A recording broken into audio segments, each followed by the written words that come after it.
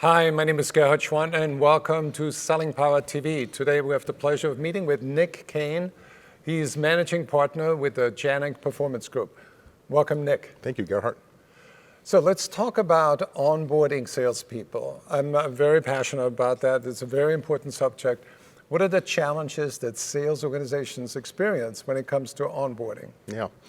Onboarding is one of those topics that's a little tricky and certainly is something that is very specific to each organization.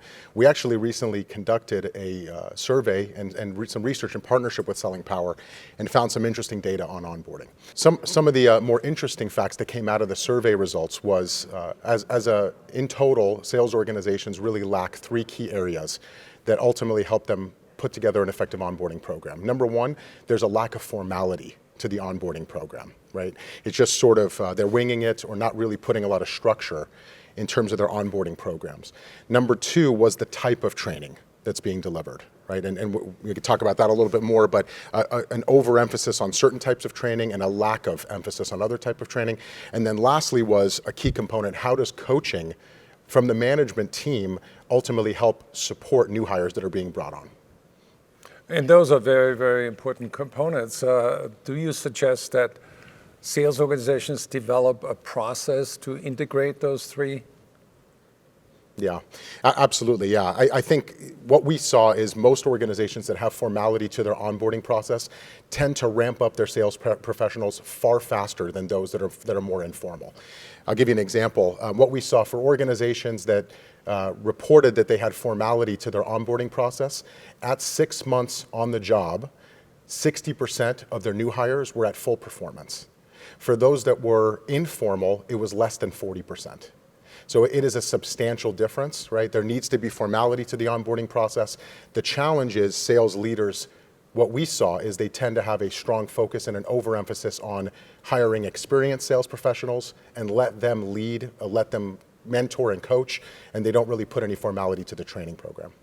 So what do you mean by formality? What are some of the elements of formality?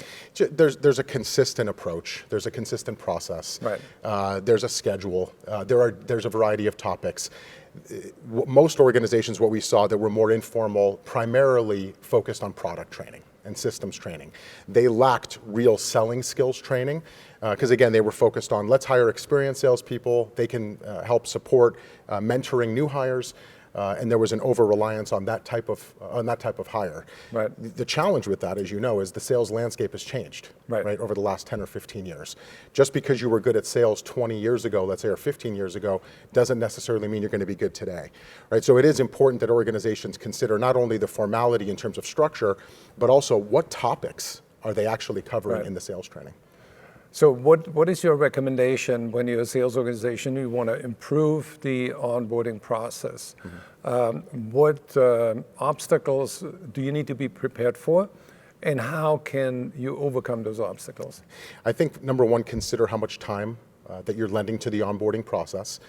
It shouldn't be a 1 or 2 day session. I mean, it should be something that it continues for a longer period of time. Again, that could vary based on the organization and how intricate or technical the sale is. So that's one component, is consider and analyze the time. Second is, how can you involve the managers in that process, right? Are they effective coaches? Do they have the time to coach? Do they have the tools to coach? I think that's another key area. And then lastly, there should be a strong emphasis and focus on what are the topics that are included in your training program. It can't just be product training. Yes, that's important. That's critical. You need to know those key areas. But you have to consider selling skills and making sure that you have a consistent methodology that all salespeople adhere to within the organization. Do you have any recommendations for sales managers? How much time should they spend with the salesperson while they're being onboarded? Yeah, that's a great question.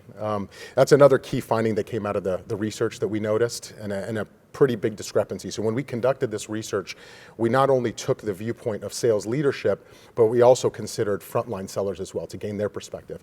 There was a huge discrepancy in terms of, from a coaching perspective, how much time a manager felt they were spending coaching and how much time a sales rep felt they were being coached. As an example, sales managers felt that 50% of the managers that we interviewed felt that they were coaching at least 3 hours or more per week.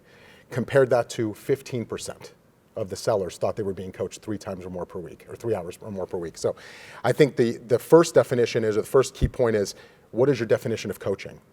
Make sure that's embedded in the culture, make sure the organization is adhering to that, and make sure that you're giving managers an opportunity to have the time to be able to coach. Are there any numbers that you can share when sales managers act as coaches during the onboarding process? How does that impact the new salesperson in terms of performance? Yeah, there was double-digit improvement, right, that we saw with that. So if a manager is heavily involved and they're actually coaching the sales reps as part of the onboarding process, again, ramp-up time was far faster, speed to productivity was far faster, so it made a big difference. Right. So how can anyone get their hands on the survey? It's going to be out soon, actually. We're putting the finishing touches on it now, and it should be published and available to the public in the next 30 days or so. So we are going to put a little URL at the end of the video that you can click on and get your survey. Thank you, Nick. Sounds great. Thank you, Gerhard.